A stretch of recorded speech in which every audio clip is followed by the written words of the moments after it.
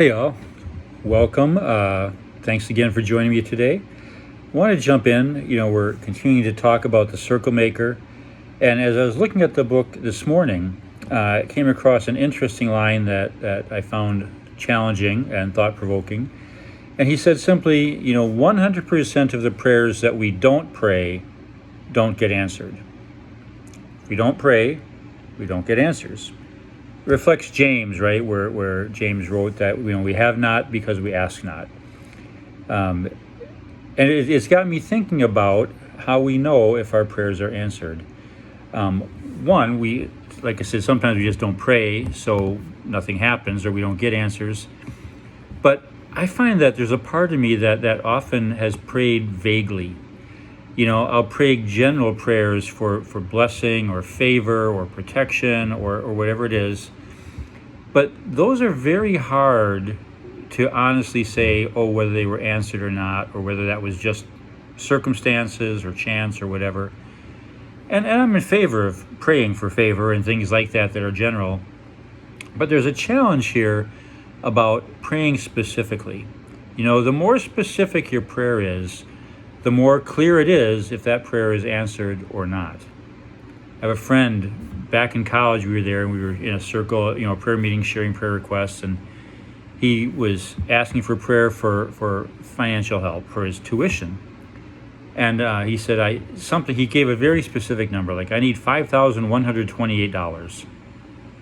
And I thought, man, why don't you just pray for $6,000 or $10,000? He said, no, I need $5,128. It was a very specific amount. So that's what we prayed for. And he got it. I don't remember all the details of that.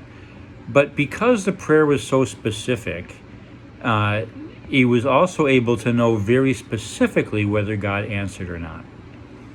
And so my question for you today, and what I'm pondering is, are you praying specifically for anything? Or are your prayers very broad and vague? And I find that there's a part of me, and I think when I talk to people, I hear this a lot, that is afraid to pray specifically.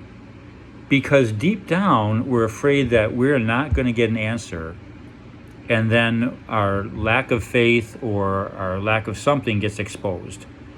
And we're afraid of that. I wonder if deep down there's a lack of confidence in God about that. And I'm sure there's all kinds of issues. We don't want to be presumptuous and tell God what to do and all that.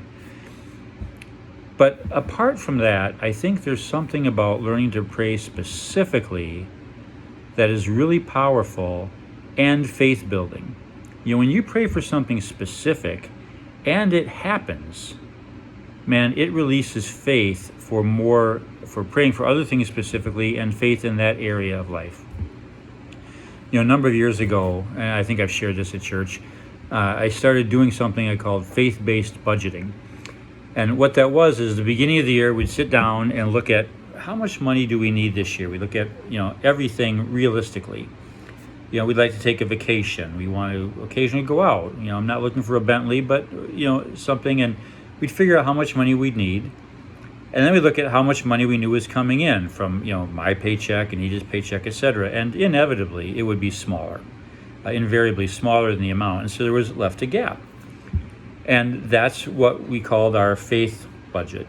And for that gap, we had to start praying, God, either need you to give us this money or show me what to do to get the money, right?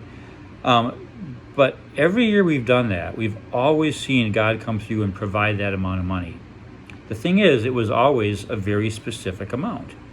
And it seemed to get bigger every year, which was difficult or challenging. But it was an example of where we got specific about praying, or this is what I'm praying for, specifically. And then you'd know specifically if God answered or not. So I just want to invite you to start thinking about that.